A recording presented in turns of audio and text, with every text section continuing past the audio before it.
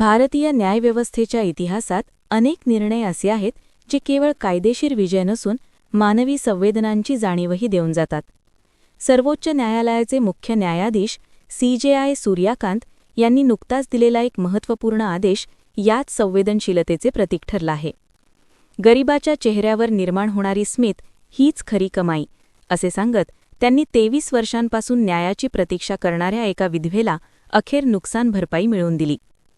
ही घटना भारतीय रेल्वे अपघाताशी संबंधित असून 2001 मध्ये झालेल्या अपघातात संबंधित महिलेच्या पतीचा मृत्यू झाला होता. या दुर्घटनेनंतर तिने रेल्वेकडून नुकसान भरपाईसाठी अर्ज केला, परंतु प्रशासकीय विलंब, कागदपत्रांची उणीव आणि सतत बदलणाऱ्या सुनावण्यांमुळे तिचा अर्ज वर्षानुवर्षे प्रलंबित राहिला. अखेरीस हा प्रकरण सर्वोच्च न्यायालयात पोहोचल्यावर CJI सूर्यकांत यांनी स्वतः अशी प्रकरणे व्यवस्थेतील त्रुटींचे जिवंत उदाहरण असल्याचे नमूद केले. सुनावणीदरम्यान त्यांनी स्पष्ट शब्दांत सांगितले की जनतेचा न्यायावर विश्वास टिकून राहणं हे आमचं पहिलं कर्तव्य आहे. जर एखाद्या गरीब व्यक्तीला न्याय मिळण्यासाठी दशकानुदशके वाट पाहावी लागत असेल तर ती न्यायव्यवस्थेची मोठी कमतरता आहे.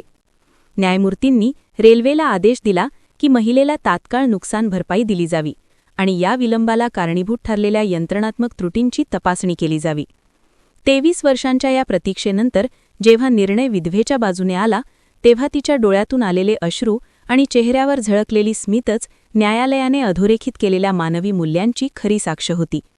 CJI सूर्यकांत यांच्या मते न्याय म्हणजे केवळ कायदेशीर भाषा किंवा दस्तऐवजांचा ताळमेळ नव्हे, तर न्याय म्हणजे कोणाच्या जीवनात आशेचा किरण निर्माण करणे. या प्रकरणातून सर्वोच्च न्यायालयाने देशातील न्याय प्रक्रियेतील विलंब ही गंभीर समस्या असल्याचे स्पष्ट करत प्रशासनाला कार्यक्षमतेकडे लक्ष देण्याचे आवाहन केले.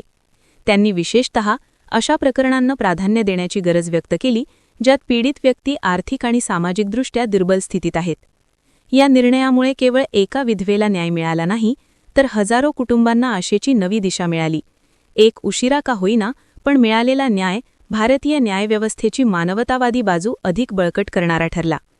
न्यायालयाच्या या निरीक्षणाने पुन्हा एकदा सिद्ध केले की न्यायाचा खरा अर्थ म्हणजे वेळेत मिळणारी मदत आणि पीडितांच्या चेहऱ्यावरचा आनंद.